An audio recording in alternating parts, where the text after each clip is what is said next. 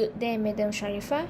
We are from Group 4 and our presentation topic is Resource Dependency Theory and Corporate Governance. Our group members include Buyong Jing, Wang Ziling, Carmen Chang, Carol Pang, me, Pang Shixuan, and Wang Linmi. Now, I'm going to start with the introduction. Resource dependency theory emerged from a study of how an organization's external resources influence their behavior. The resources can become in many forms, such as raw materials, funding, and employees of the organizations. The acquisition of these external resources is crucial in every organization's strategic management. Hi, my name is Wang Ziling, and now I would like to talk about the argument of RDT. The theory has been critiqued for lagging of empirical testing of each underlying assumption. Neuhauser argued that testing all hypotheses of the theory is very difficult. The second argument is all resources are a basic of power. According to Proven, Bayer, and Krubos, power over organizations grows at the number of resources it controls.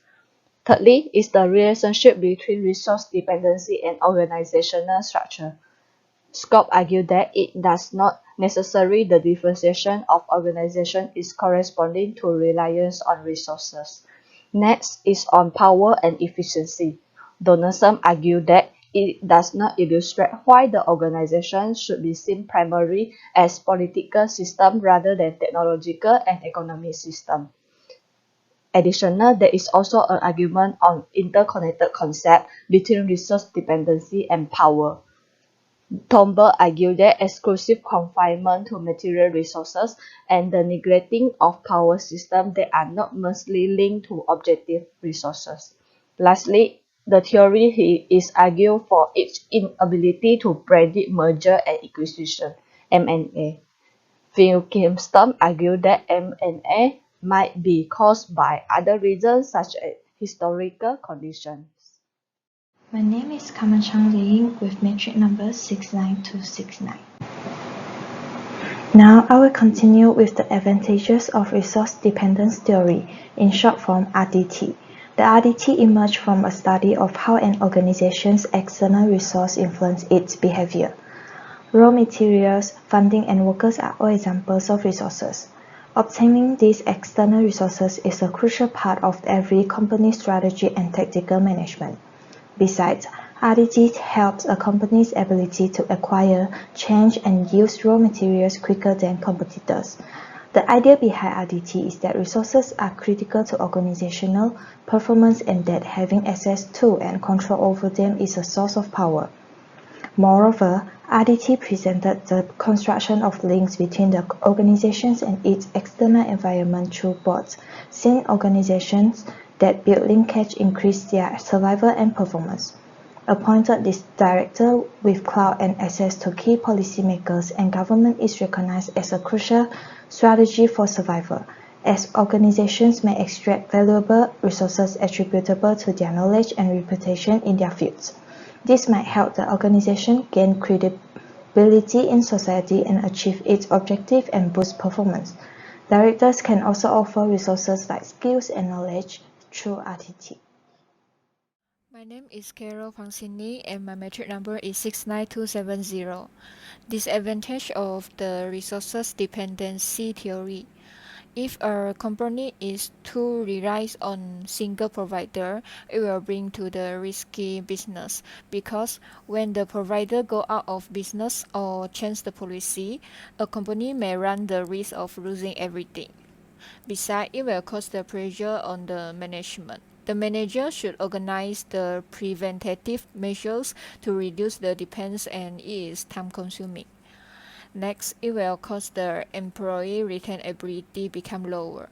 When the provider changes the policy, the company need to change the business plan and it may cause some employee change the position that not suitable for them. I will start with the first journal article named Board Diversity, Audit Committee Characteristics and Audit Quality, the Moderating Role of Control Ownership Wedge. Board composition is a crucial aspect of corporate governance, particularly in a market categorized by poor audit service quality. In terms of service and control tasks of boards, the resource dependence theory has been utilized as theoretical support for business arguments beyond board diversity. The board duties and board structural diversity like board size, independence, and meeting of board of directors are linked with demographics like gender and age of directors, and cognitive diversity like degree of education, while audit committee features like its size, independence, and meetings relate to duties or controls. Next, problem statement. The most concentrated matter in this study is about the monitoring responsibilities of the board. Nonetheless, the researchers' model includes the metrics often used to measure the resource richness, since they feel that resource richness assists in improving the monitoring function of the board. The most crucial question is whether the monitoring duty of board of directors is equally necessary for all the companies, regardless of ownership arrangement. There are 4 objectives, which are to investigate the influence of ownership structure on the strategic behavior of the board of directors, to show that the structure of ownership has a considerable impact on the board of directors' monitoring function, to investigate the connection between board diversity, the characteristics of the audit committee, and audit quality, and to examine the effect of control ownership wedge in influencing the relationship between board diversity, characteristics of the audit committee, and the quality of audit. There are 3 hypotheses come out in this study, which are having relationship, having positive relationship, and having negative relationship between board diversity and audit committee, characteristics, and audit quality. Based on the table, we can see that interlocking directorships, size of board, independence of board, meeting of board of directors, and size of audit committee are just having relationship between board diversity and audit committee characteristics and audit quality. For female directors, age of directors, education levels of directors, independence of audit committee, and audit committee meeting are having positive relationship between board diversity and audit committee characteristics and audit quality. There is only wedge having negative relationship between board diversity and audit committee characteristics and audit quality. Based on this table, we can see that whether the results support, partially support, or do not support this hypothesis. So we can see that only the findings of meeting of board of directors, audit committee meeting, and wedge are not supporting the hypothesis. For others, the findings are supporting this hypothesis. That's all from me. I will pass the presentation to Pang Si-xuan. Now, I am going to continue present about the findings of this journal. The finding is that wedge moderates the relationship between audit quality and the following. First one, female directors. According to the regression result in Model 1, the diversity of demographic in the board in terms of female directors has a considerable effect on the customer desire for a robust monitoring mechanism in terms of specialist auditor, but and not significant effect on the customer's demand for Big 4. The findings support this hypothesis. Second one is age of directors. The findings also support this hypothesis, which diminishes the link between board demographic diversity and quality of audit in terms of the age of directors. Previous studies by the researcher also have made the same claim that concentrated ownership has a detrimental influence on inhibiting the effectiveness of board in terms of intensity of board monitoring.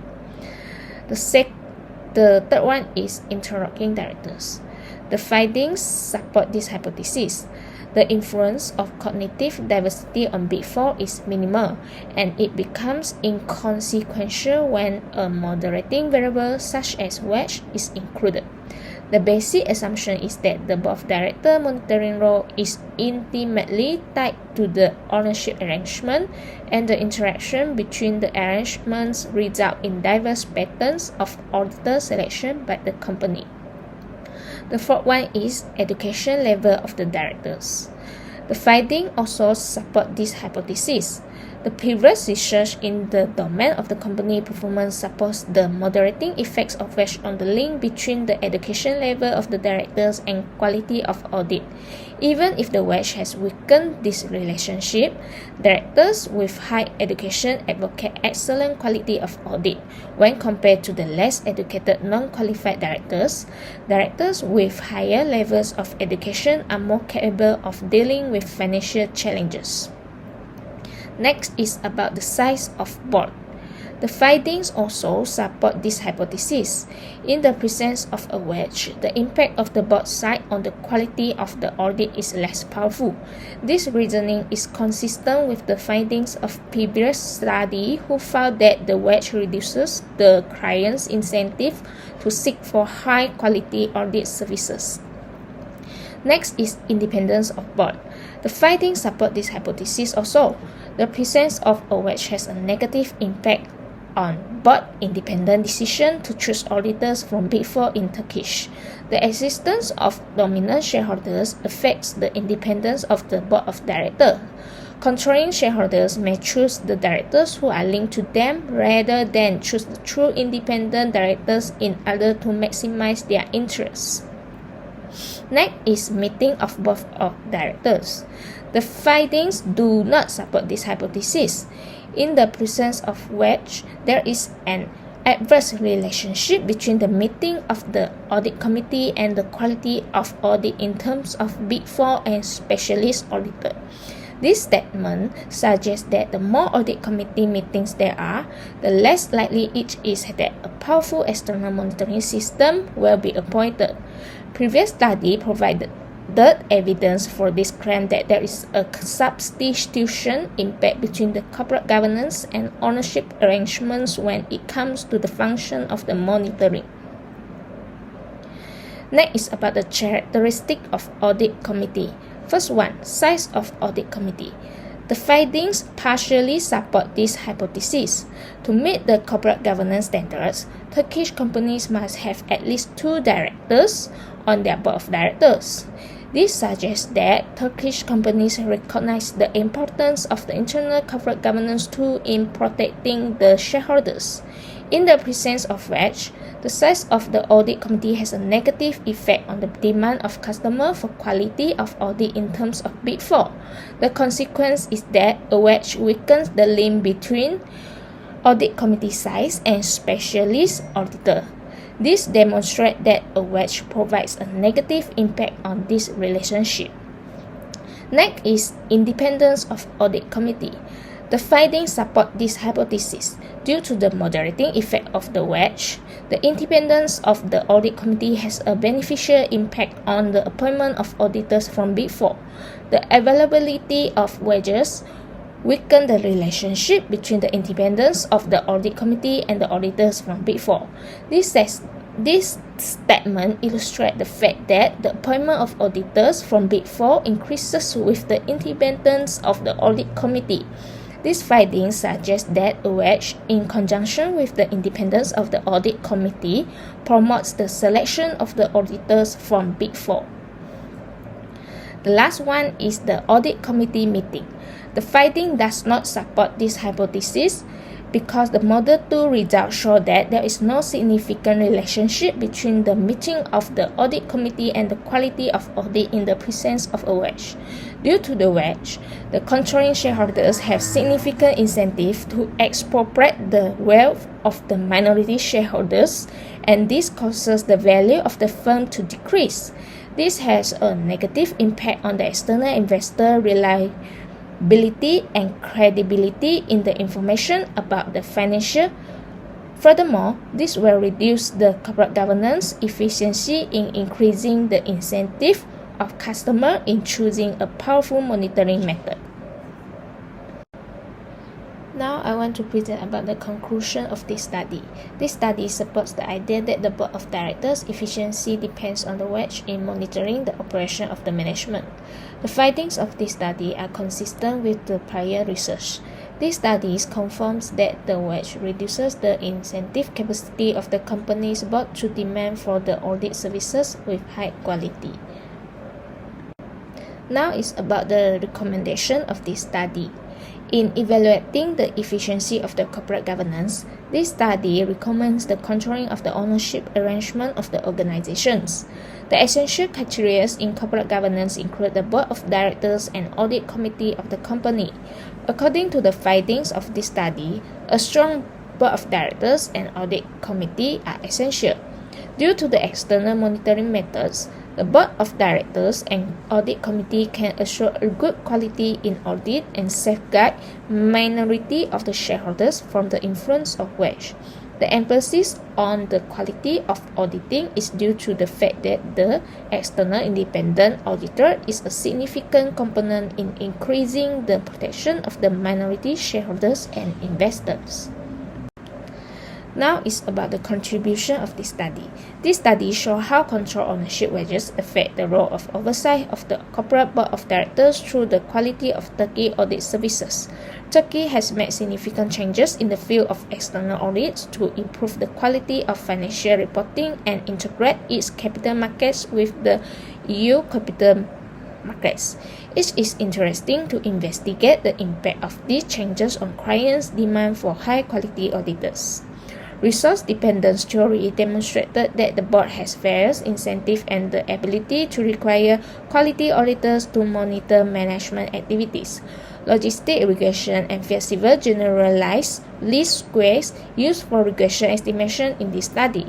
The results show that board demographic, board cognitive and structural diversity, audit committee characteristic, and audit quality are complementary, and a wedge of control weakens the relationship between them. This is a disadvantage for minority shareholders. Therefore, the study suggests that regulators need to strengthen law enforcement, improve Turkey's superior corporate governance, address the unique characteristic of wedge companies, and create a protection environment for minority shareholders. The second journal article is Logistic Integration into Supply Chains, a Resource Dependency Theory Perspective. For the introduction, firms have strategically used cooperative linkage to establish competitiveness. In the study, Resource Dependency Theory has used to study how the three inter-organizational characteristics, which are trust, satisfaction, and commitment, that affect the firm's decision on logistic integration. Next, we also examine the link between logistics integration and supply chain performance. The study showed that building a strategic relationship for logistic services help the manufacturing firm improve their business and operation performance in their supply chains. For the problem statement, rapidly changing business environment causes a single firm difficulty tackling in the fast changing of business environment. So, the firm must look for effective relationship with other commercial entities to form a business alliance with members of their supply chain to rely on scarce resources. Connection between supply chain participants and logistic supply provider, or LSP, have a variable impact on logistic integration and distribution performance, resulting in improved supply chain management. The objective of study is to determine how trust, satisfaction, and commitment influence organizations' logistic integration decision in supply chain. The second objective is to investigate the link among the logistic integration with the supply chain's performance. There are four hypotheses in the finding. The first hypothesis is a client firm's trust in its LSP is positively related to logistic integration. The second hypothesis is a client firm's satisfaction with its LSP is positively related to logistic integration. The third hypothesis is a client firm's perception on the commitment of its LSP is positively related to logistic integration. And the last hypothesis is logistic integration is positively related to supply chain performance. According to the path coefficient, or the t-value, the result revealed positive impact of trust, satisfaction, and commitment on logistics between manufacturing firms and logistics services providers that enhance logistics service capabilities of the firm. The study also discovered that logistic integration is strong linked with supply chain performance. Next, I will pass to Bonziling. In conclusion, there is a positive relationship between trust, satisfaction, and commitment to logistic integration. To summarize, a company that has a high level of trust, satisfaction, and commitment in each logistic service provider is more likely to include its services in logistic processes. Next, there is also a positive relationship between logistic integration to supply chain performance. Logistic integration with has developed as a prominent skill in terms of modifying order procedure, refining material flow, increasing efficiency of cost, and enhancing the entire value stream was found to be substantially related to supply chain performance.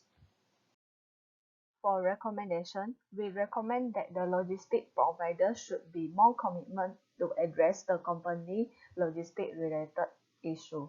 For example, customer service. This is because commitment is a significant component in evaluating the effectiveness of logistic service provider LSP relationship in the logistic outsourcing setting. When a LSP shows a high level of dedication, its client firm is more likely to want to continue working with that LSP. The study has contributed some important aspects to the literature that focuses on resource dependency theory. First, it has highlighted the three inter-organizational characteristics which are trust, satisfaction, and commitment that can boost client companies' enthusiasm to look for integrations in their logistics and supply chains, despite the fact that the mechanism of set theory has been studied in different literature. Second, it has contributed to the knowledge of the literature by showing the two important inter-organizational characteristics, trust and satisfaction, which are significant in the implementation of logistic integrations. Third, it has added to the body of evidence supporting a robust measurement model. Lastly, it has expanded the availability of resource dependency theory-related research, which is currently rare. That's all from Journal Article 2. Thank you. Moving to the third journal article, which named as Trader in the Supply Chains, Digital Supplementation Strategy and Power Relations in the Case of an Industry Technology Suppliers. In this case, digital technology are making a big difference in how the company do business, from using new ways to run their operation to come out with the new business models. This changes is especially noticeable in the manufacturing and service sectors. Most of the people engaged in creating a complicated physical product can be categorized into two groups, which is supplier and the original equipment manufacturer, which in short named as OEMs. There are some problem statements in this journal article. The first one, some good potential opportunity can lead to the leader understating the implementation challenge. Next, innovation manufacturer not fully understand the real business demand of the client, and also they will bring a complicated excessive process to challenge the manufacturer. The objective of this journal article is to explore the impact of digital technology certification on the balance of power between both of the suppliers and its OEM client. Then, to explore the model of communication of the manufacturer to this effect. There are 8 propositions in this finding. The first one, to successfully offer digital product service system, industry suppliers must gain access to the new critical resource, such as frequent interaction with end user. Next, when the industry suppliers have much less authority than their OEM client, they would not be able to get control of the important assets related to the digital certification. However, if the industry supplier has much more power than their OEM clients, they can take control of the key assets. Besides, industry suppliers can make their OEM client more dependent on then by using the understanding of complicated physical elements that are built into modern digital product service system. Next, industry suppliers can make their OEM client by empowering employers to make investment in transmission data for the corporation, and then by adopting a stronger commitment to a close relationship, they can regain OEM client confidence in the joint creation of modern digital product service system. And also by purchasing major end user, they can compute OEM clients to integrate it into the complicated project. The last one, by extending downstream into market from outside the present production process, industry supplier can minimize their reliance on OEM client without any harmful implication to them. That's all from me. I will pass it to Carol.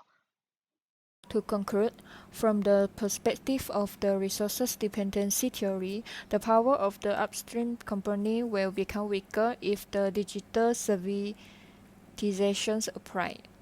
Digital servitizations require the manager to analyze their supply chain's positions in terms of transferring the critical resources and power balance. For the recommendations, it is recommended to evaluate the supply chains from the different vantage point to understand how the digital servitizations disturb the power of the company. Besides, test the application of the digital servitizations in different industries as a reference. Next, includes the outsider of supply chains to develop other strategy response. Lastly, this journal have contributed to the identifications of 3 newly emerging and essential industrial supply resources, which are frequent end-user engagement, constant access to product usage data, and mutual trust with OEM customers. Besides, it provides the evidence of the influence of digital servitizations on the actor within supply chains and reinforce the notion that digital servitizations is the most beneficial to the actor further down the value chains. Then, this journal also presents the 5 specific strategies that are related to the pre-existing process in the power regimes and that non-dominant industrial supplies could follow to fight the power imbalance without jeopardizing these commercial relationships with the OEMs. That's all from us. Thank you.